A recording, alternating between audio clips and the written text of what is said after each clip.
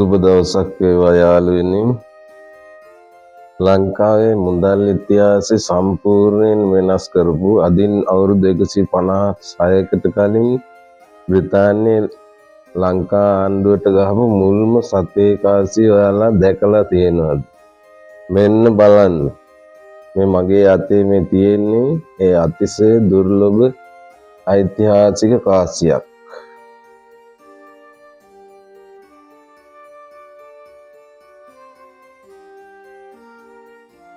මං කලින් සතේ කාසි ගැන දැම්ම. ඊටත් කලින් කාසියක් තමයි මේක. මට මේක හම්බුනේ කාසි සම්පූර්ණ අදිනකොට මං ගාව කාසි ගොඩක් ප්‍රමාණයක් තියෙනවා.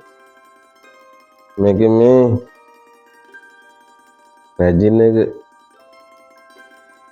රැජිනක මූණ පැත්ත බ්‍රිතාන්‍ය මහා අධිරාජ්‍යයේ රන් යුගයේ විදියට සැලකෙන වික්ටෝරියා යුගයේ ආරම්භ වුණේ 1837 අවුරුද්දේ. වික්ටෝරියා රැජින කිරුළ හිමි කරගෙන ලංකාව ඇතුළු රටවල් පාලනය කරන කාලේ ඇගේ තරුණ කාලයේ රූපය මෙන්න මේ විදියට කාසියේ ඉදිරිපස නිර්මාණය කරලා තියෙනවා.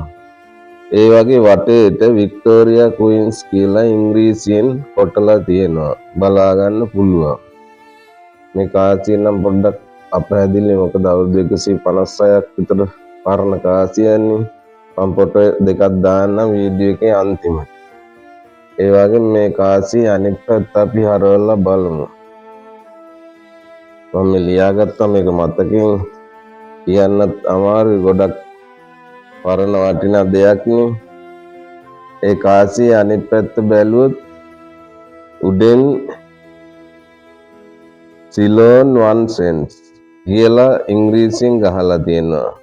හැබැයි මේකේ වටිනාකම තියෙන්නේ යටින්ම තියෙන වර්ෂය තමයි 1870.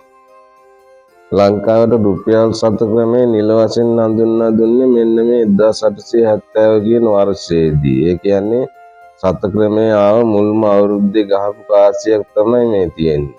මේක 100%ක්ම තඹ ලෝයෙන් අදපු මේ කාසිය කාලයත් එක්ක තරමක් ගෙවිලා තිබුණත් මෙහි මැද හරියේ සිංහලෙන් දෙමළෙන් සතේ කියලා කොටලා ඒ මැදින් ලස්සන තල් ගහක රූපයක් බ්‍රිතාන්‍යයන් විසින් නිර්මාණය කරලා තියෙනවා. කැමරාවට නම් පේනවා අඩුයි ගොඩක්. අවුරුදු 156ක් වර්ණ කාසියක් කියන්නේ මෙච්චර තිබුණා කියන්නේ කොච්චර දෙයක්ද? අවුරුදු 150කට වැඩි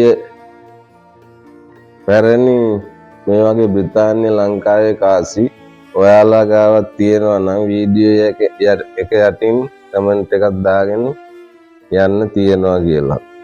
ඒ වගේ මේ වගේ වටිනා වීඩියෝ මම තව ඉස්සරහට ගෙන මම ගාව කාසි ගොඩක් තියෙනවා.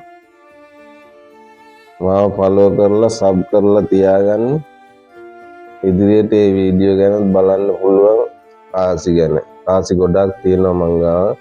එකින් එක මම කියලා දෙන්න මේ සමහර තැන්වල මේවා ගොඩක් දුරට නෑ. එකතු කරන අය ළඟ නම් මේ කාසි සමහර විට තියෙන්න පුළුවන්. එහෙනම් ජය වේවා.